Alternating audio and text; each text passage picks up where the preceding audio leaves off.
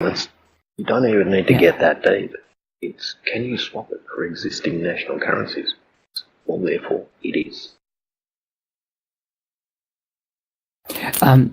Another interesting point to think about is the way it's called a Ponzi scheme. I don't understand how those arguments are mounted or built.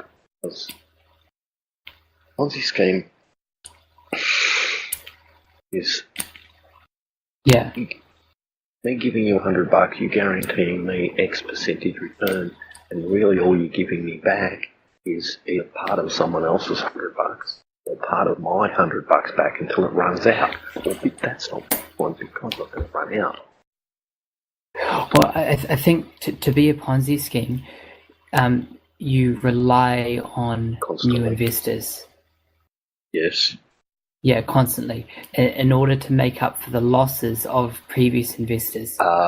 You rely on new investors to supply the returns that you have promised previous investors. Yeah. That's right, yeah. But that is not what's happening with Bitcoin. It's not. Bitcoin is not the next fool to come along to buy it. That's what a Ponzi scheme is. Yeah. Bitcoin is not that. So how do we know it's not that?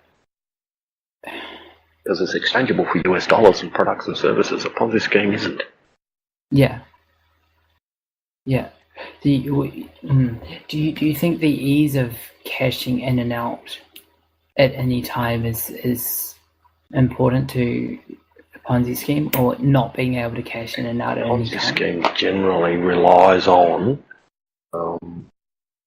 difficulty of moving out. You get in easy. So, I understand that well, at least the guy Ponzi himself, I can't remember his first name, but he made it, and anyone could take out money at any time. So that wasn't the issue. It's just that he kept people in by promising increasing returns every time. They're like, your money's twice. He created a psychological barrier to exit. Yeah. But he did create a barrier to exit.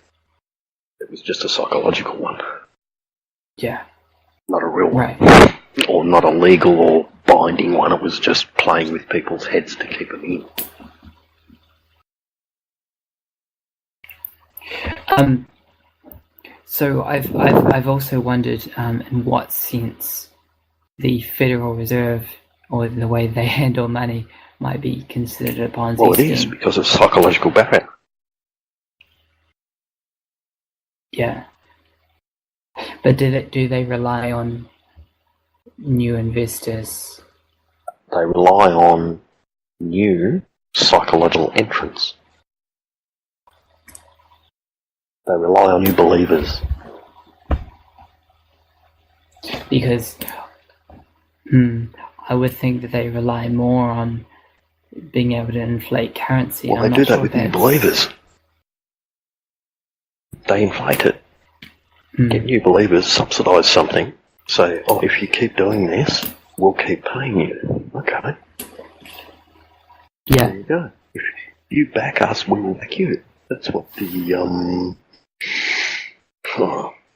reserve. That's the reserve part of it. You back us, we'll back you. Yeah. So in other words, if the main operating banks keep backing the US Federal Reserve, the US Federal Reserve will bail them out when they get in trouble. Well, yeah, that's right, yeah. Now everyone's captured because you also can't operate without a bank account. Well, you can now. The only thing that's really too big to fail is something that's supported by the government. And everyone now believes also the government is too big to fail. So you've now got two things. Yeah. Except when it does. In the case of the US. In the case of Venezuela. Today. Yeah, in the case of any country that does fail. I mean, a company that's too big to fail will fail when the country that's supporting it fails. So that comes back to the distributed nature of Bitcoin. it can't fail. It can't. Yeah. As long as there is, Right. okay. As long as the alternatives to Bitcoin or blockchain, more to this point, Bitcoin, as long as the alternatives are demonstrating signs of failure, then Bitcoin stays. Bitcoin is a Bitcoin is a result So do we want of to? everyone else screwing it up.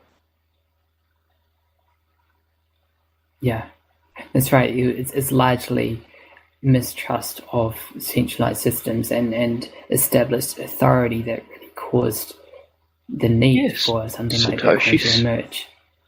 So it's natural that when these alternatives come, those established authorities are going to rebuke it and trying to keep it down. In his commentary said part of the motivation for him creating Bitcoin or creating the concept of Bitcoin, blockchain, was the 2008 crisis of just printing money to bail the banks out. Which is why Bitcoin is something which can frequently and already has weathered crises that governments have not, like Venezuela. Bitcoin has a It's already proven to be useful in those circumstances. Venezuela has collapsed in the period that Bitcoin has existed. Exchanges have collapsed. There has been thefts. There's been fraud. There's been all sorts of things. Bitcoin keeps going up in value. Why? It will be very interesting to see what happens in the next 10 years if other countries, maybe some Middle Eastern countries go completely under when they get bombed, and then maybe Bitcoin would go up more in value because there'll be large scale adopters. As the system becomes more and more globalized, Bitcoin can only increase its propagation. It can only increase option. Yeah. Because all of a sudden, apparently, we're in some goddamn global unity. Well, okay then, we need a global currency. Guess what's just sitting there? Yeah. And these guys don't know what they're doing. Right. They go down this globalization road. Now that the cryptocurrency cat is out of the bag, because all of a sudden Ma and Pa have economic power that hasn't been seen for, well, I don't think it's been seen in world history. Everybody can run their own bank on their own laptop. Wow. Yeah. Okay, so do we want to go into some more of the history? I don't think we want to go into the origins of banking and letters of credit, do we? We could do that another time. But there is... So, I think for today we can call it a day.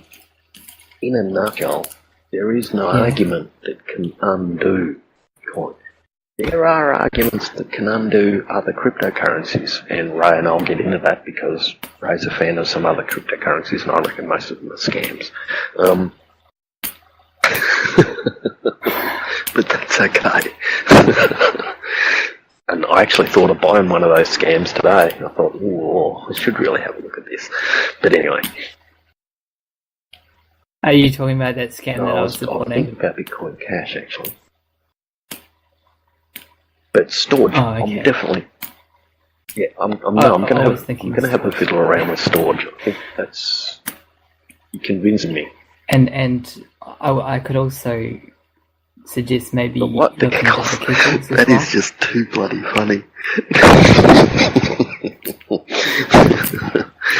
And we'll tell you the story about the Keckles when we're bored, or you can try and look them up yourself. Yeah. Be prepared. Keckls. It's too good. Yeah. Alright. Well,